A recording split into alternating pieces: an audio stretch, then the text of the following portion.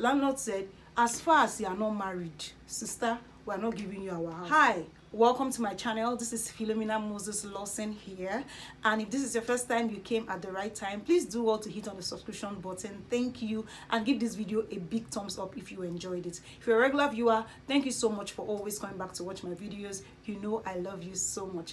In this particular video, I'm going to be talking about 5 bad experiences that I've had with Yoruba landlords. Now hold on, calm down. I know I'm not trying to be, I'm not discriminating any tribe. Please, this is not it at all. I'm going to maybe share the good experiences another time, but in this particular video, I'm here to share the bad experiences that I've had with landlords.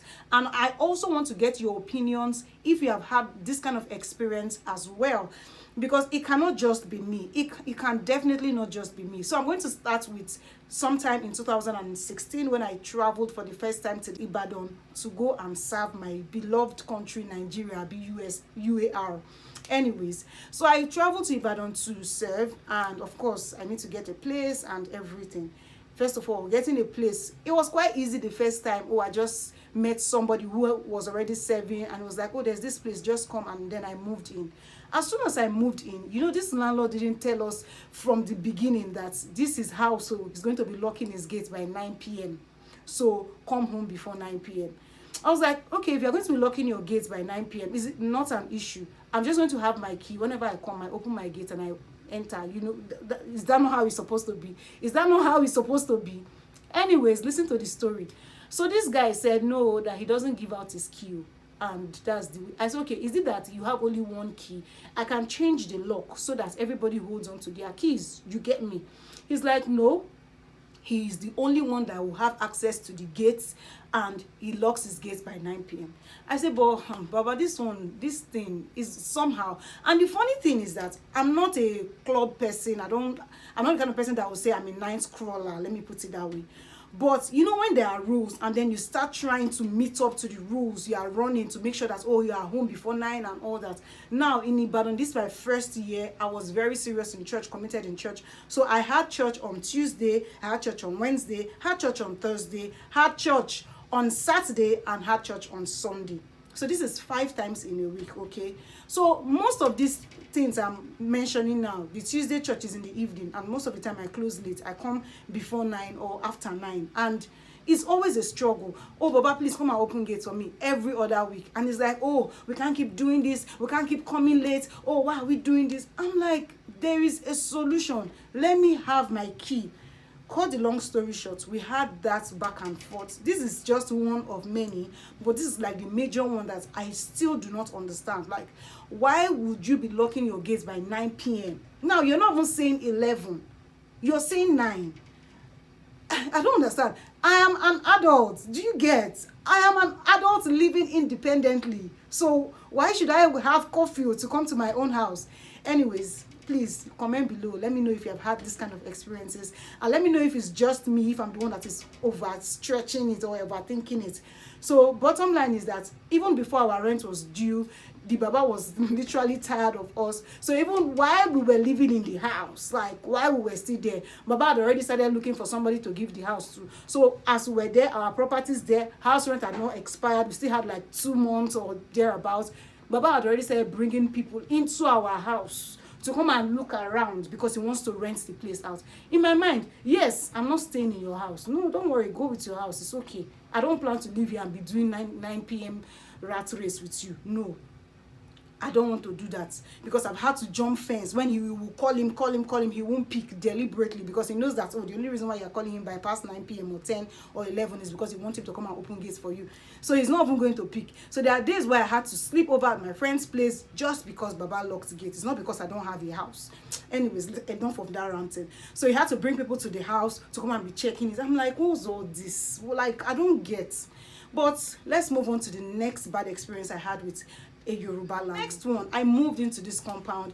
In fact, I started saying that the criteria is that I'm not going to live in a house that has the landlord in it, but you know how these things can be. Now I'm running my master's program, I'm done with school, with service, I'm running my master's program. I needed a house that is close to school and all that.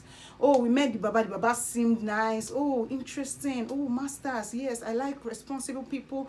Oh, I don't like irresponsible people. It's good that you are actually doing your master's degree. Oh, yeah. I thought it was going to be simple. I live my life, you live your life. See, I'm the kind of neighbor that, see, I may not even know your name for 1 year.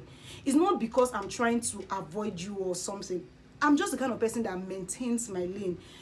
If it's not life and death, I don't need to come and knock on your door. If I see you, I'll be cordial with you, smile, greet. Oh, what's up? Fine. And yeah. But that I'll not be trying to look for your trouble, encroach in your space, all those kind of things. It is not me. I don't do that. So I'm the peacefulest, let's put it that way, if there's a word like that, person that you can have in your compound. I'm just always in my lane. But let me tell you what this particular landlord's problem was. First of all, I will have visitors that will come in. I remember this time I had somebody that came in from my state. He was looking for a place to stay. We went to the same university. He's from my state. So he travels down and he needed a place to stay. I'm living in a 3-bedroom apartment. Do you get?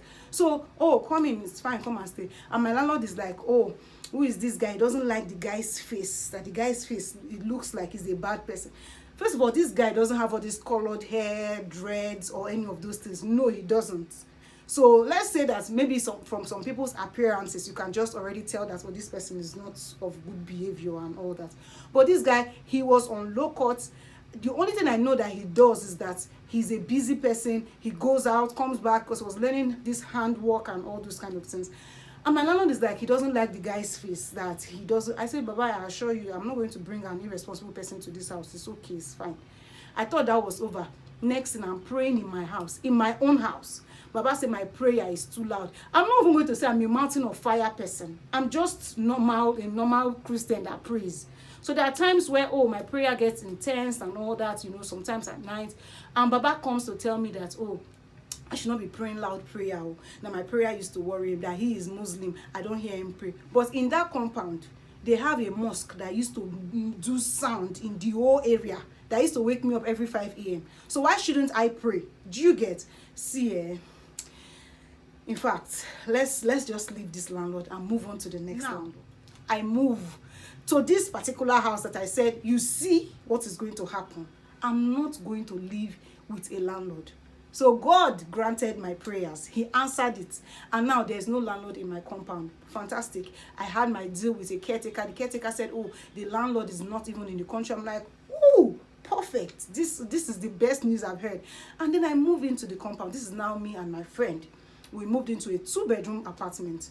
Apparently, we were like the youngest people in the compound. I was working at the time, and I was also running my master's program. I wasn't done. So now, what do they want from me? They want me to come and start explaining to them that, oh, this is how I live my life, and this is why you see me sometimes and you not see me sometimes. At the time, I was running this shift job where sometimes I do sleepovers at work. So I leave the house by like 8 p.m. and I come back like 7 a.m. Sometimes I close from work by 10 p.m. You know, all those kind of things. So I was coming and going, and then sometimes I will go to school. From school, I will stay over, come back.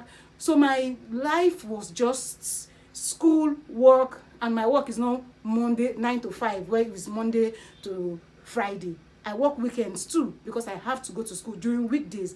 So it was not looking like, oh, what is this girl's job description? What does she do? Why does she come home early in the morning? It's like she's a prostitute. Oh, you know, I don't know if this was the things, or these were the things running through their minds. The people living in the compound with me. This is one young couple downstairs and one single mom and her child upstairs.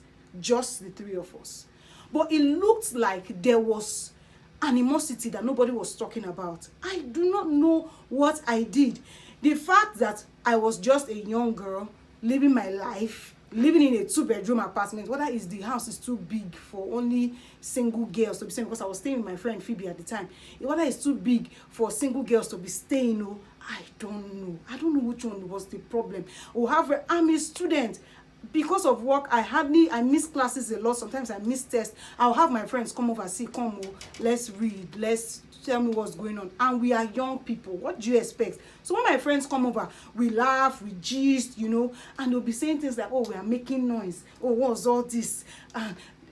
Everybody has a key to the gates. Now, thank God, I have my key. Do you know that these people in the compound, after locking the gates that I have access to, they'll still lock the passage that leads to my own room upstairs? How do they expect me to have access to it? When I start knocking by past 10 to enter my house now, it will look like, oh, she has started again with all those prostitution waka. See, as in, I don't know. It's crazy.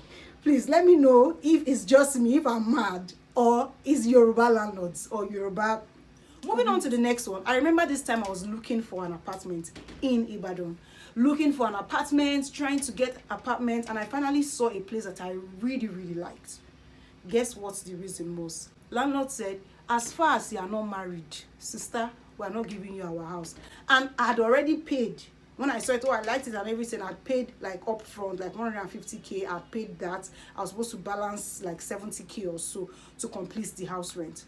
But my people, the agent now told me that the landlord said he cannot live with a single girl. He doesn't want to live with single girls. Now, I've heard this particular one a lot, and they've mentioned their reasons. Oh, single girls, sometimes they bring friends up and down. Sometimes they literally pack like 7 people and start living with 7 people when it was one person that paid the rent. Oh, sometimes they smoke and all those things. I'm even assuring you, see, I'm a master's student and I am working. I'm not one of those people that you will say is irresponsible. So don't worry, I assure you, I'm going to be responsible in your compound. Guys, it was crazy. Before I was even able to, oh yeah, no problem, you're not giving me house again. Oh yeah, agents, return my money. War. I had to cause a scene, create a scene, did fight, shout everywhere before my money came out. See, it's crazy. Now, I'm living in a compound. The compound obviously has 2 lines. I'm spreading my clothes in one of the lines because the other one is full. And then my landlord comes to me to tell me that I should remove that clothes from the particular line that I drew, that line belongs to him and his family, that we have our own. So I should, okay, now you are not using the line is free. Our own line that you say, okay, it belongs to us, it is not free. It is obviously full. So you expect me to leave my clothes in the bucket wet when I'm seeing clearly a free line? Who does that? Who does that? See, I'm pissed. Besides the fact that I'm pissed, I'm still trying to understand why do they do these things? Because where I'm coming from, I don't know if I'm going to call this a cultural shock, because where I'm coming from, you pay your rent, you live your life, you move on. What's up? What's going on? Nobody is stressing you. You're not stressing anybody. God. How difficult can this be? Please, guys, comment below. Is it just me? Am I running mad? Have you had this kind of experiences before? Let me know. Is it a Yoruba people thing? Because for me, I've only had this kind of experiences when I traveled to the West. Truly, I've been to Port Harcourt, I've been to Abuja, I lived my life in Bayelsa, I've been to Kogi, you know, but when I traveled to Ibadan, Akure, Lagos, all these kind of places, that was when I started having all these experiences with landlords, neighbors, all those things. Why? Just why? See why I'm sweating profusely? Please pardon me. Okay, I'm going to wrap this video here. Please do also hit on the like button, follow if you are yet to follow. If you have come this far, please click on the like button. And until next time, I'm going to see you on my next one. Bye.